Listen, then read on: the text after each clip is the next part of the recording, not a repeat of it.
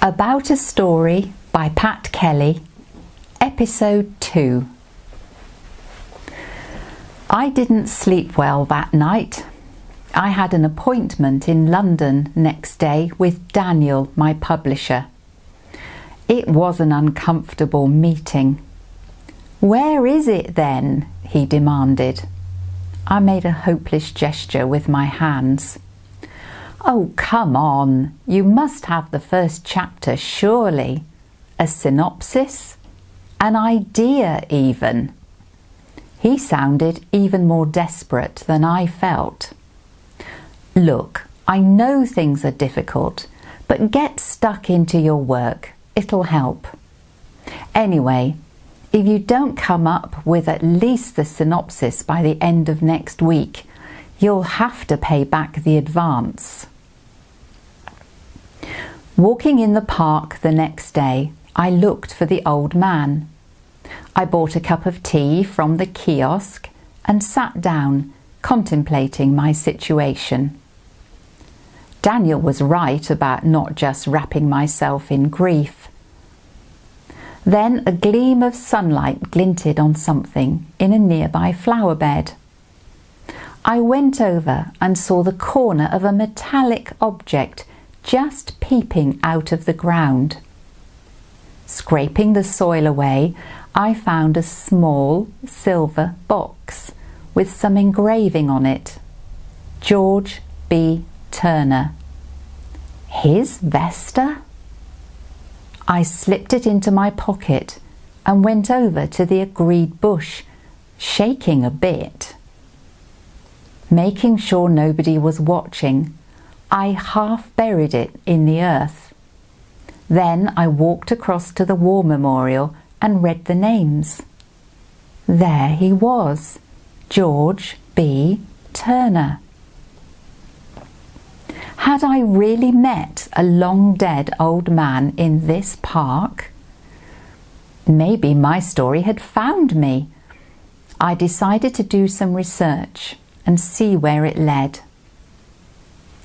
I discovered that the memorial park had been the site of an army remount camp, preparing horses for the front.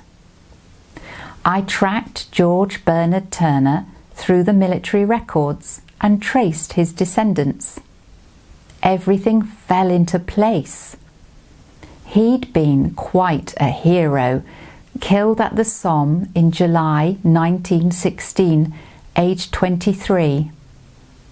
His widow, Mary, never remarried. Their son, Alfred, was christened at Romsey Abbey in April 1916.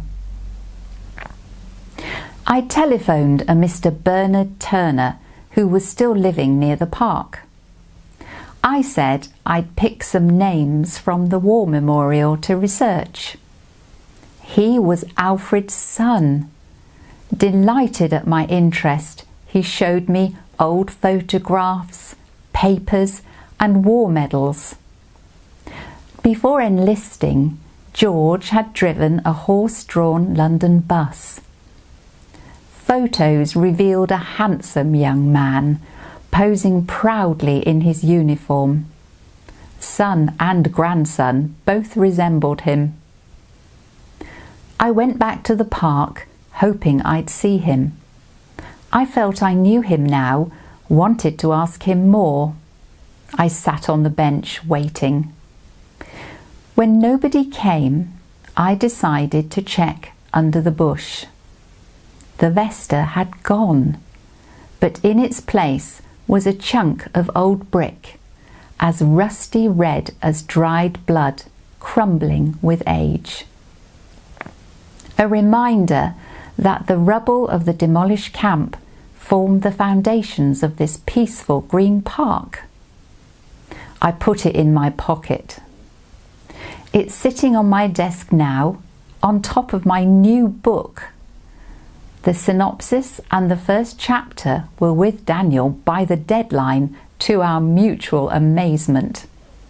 I called it A Meeting Across Time. I've never seen George again. Is he happy that his story has been told? Has he been able to go home at last? I often sit on the bench waiting and hoping. If I could meet George, maybe one day Ellen will visit me with our baby son. Standing by the statue of the sad young soldier and his horse the other day, I thought I smelled cigarette smoke and heard a whisper, "Thanks, mate."